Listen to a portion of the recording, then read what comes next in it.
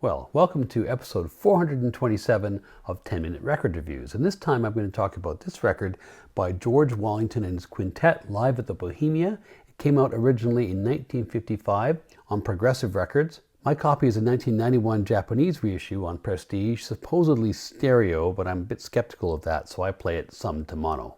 George Wallington, these days pretty far from being a household name, was in the late 1940s and 1950s considered to be in the very top rank of bebop pianists. And this is, no doubt about it, a ripping bebop set. Later on in the record it morphs a bit into hard bop, but for the most part this is full of breathtaking speed and virtuosity. It's also a record which captures Donald Byrd and Jackie McLean very early in their careers, and it's an exciting set. George Wallington was, of course, not George Wallington's real name. He was born in Sicily in either October of 1923 or October of 1924, and he was christened Jacinto or Giorgio Filia. He arrived in New York as a toddler in 1925. His parents had musical tastes which were Sicilian, but he himself was taken as a teenager with the sound of the Basie Orchestra. He learned to play the piano, exhibiting a high level of talent, and he actually left school early to go to Juilliard, and then he left Juilliard early as well at age 16 to go out on his own professionally. The origin of his stage name is somewhat disputed. He himself claims that it was his flashy clothing in high school that led the other kids to give him that name as a fancy sounding name. However, his brother says that it was given to him by Stan Getz. Either way, Jacinto Filia began using George Wallington in bookings by about 1942-1943. His first big break occurs around the time he's 19 or 20 in 1943 when he gets a call to play in the house band at the Onyx Club with Dizzy Gillespie, Oscar Pettiford, and Max Roach. And from that point, as you can probably guess from that lineup, he is in the thick of it, at ground zero for bebop. His sheer speed and rhythmic sense were in high demand given how bebop performances pushed the ability of individual band members to the limit. Pretty soon after that, he ends up playing with Dizzy and Byrd at the Three Deuces on 52nd Street, and began to get regular work as a sideman by the mid-1940s. He played with Jerry Mulligan, Al Cohn, Serge Chaloff, Kai Winding, Zoot Sims, and many others. As far as I can tell, his first recording credit occurs in 1947 on a bebop outing on Savoy, led by Serge Chaloff on a track called A Bar a Second, fittingly enough.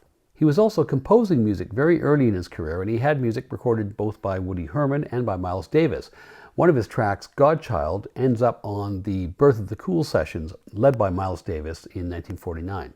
His first recording date as a leader occurs in May of that same year, again for Savoy, on which he's billed as George Lemon Drop Wallington, and along with the bassist Curly Russell and the drummer Charlie Perry, makes two tracks, Fairyland and Racing. Those tracks see various releases, and they're eventually included on the 1956 Savoy LP, the George Wallington Trios and Septet, which anthologized a lot of his recordings for the label in the late 1940s and early 1950s. Some of those recordings had been made with Jerry Mulligan, who subsequently went out to Los Angeles, and in 1952, Mulligan gets hold of Wallington and says, "I'm putting together a group with Chet Baker, this new trumpeter, do you want to come out and join?" Wallington had things going on in New York, so he said no thanks very much, and so Baker and Mulligan end up forming the famous pianist Quintet. Wallington hadn't wanted to come because by 1952 he was pretty well established leading a trio which included Max Roach on drums and Oscar Pettiford on bass. He releases a couple of records with this lineup in 1953 on Prestige, both somewhat confusingly called the George Wallington Trio. In 1953, Wallington also ends up touring Europe with Lionel Hampton's orchestra. In preparation, Hampton had packed his band with a lot of up-and-coming young talent, including Wallington, the arranger Quincy Jones, and two wonderful trumpeters, Art Farmer and Clifford Brown. The problem was that Lionel Hampton and his wife Gladys, who was the band manager and basically holding the purse strings and all this, took a dim view of any of these young players doing side hustle recording sessions while they were on tour, which was actually quite a normal thing to do. Gladys forbade anybody from making off-site recordings, and she also threatened to fire them on the spot and to withhold any money that would have been forthcoming to help them get home once they were fired. This leads to remarkable friction and all kinds of scenes with band members escaping hotel rooms in the middle of the night, going down fire escapes and so on to attend recording sessions. Clifford Brown ends up getting beaten up by the band's road manager in Algiers and dislocating his shoulder in the process. By that point, Wallington had already left the band due to an incident involving the singer Annie Ross. On stage in Brussels with the orchestra, when singing, she was booed by a number of the audience members, and following that concert, Hampton fired her, and Wallington quits the next day in protest. He had, however, done a couple of recordings already on tour before he left the group.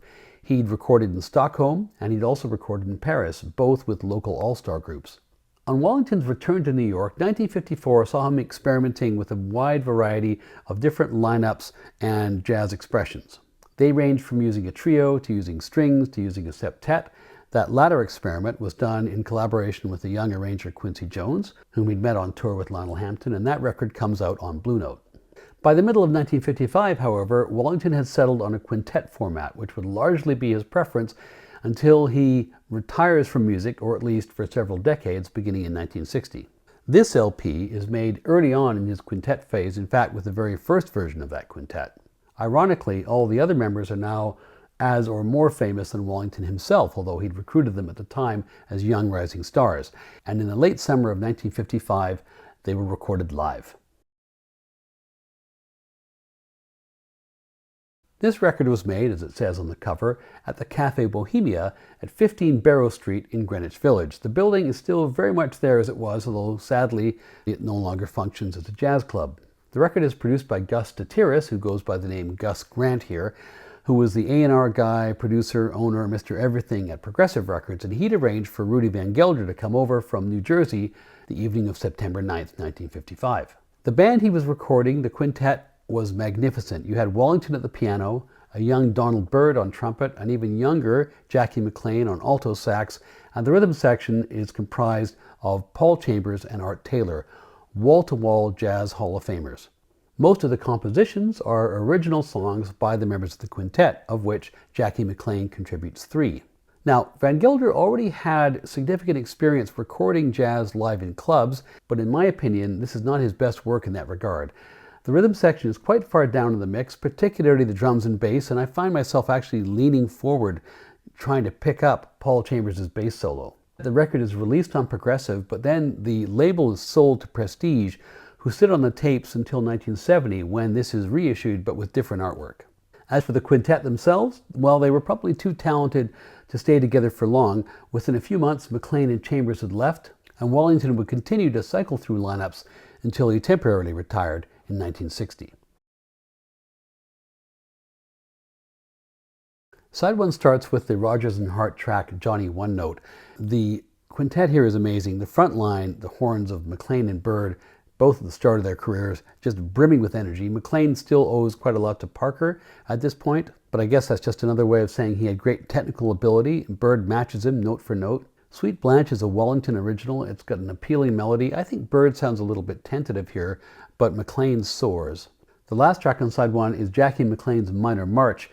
It's the first of 3 McLean originals, and as you would expect, there's all kinds of energy. Chambers, too, is so fluid on this high-speed track, he even busts out some arco.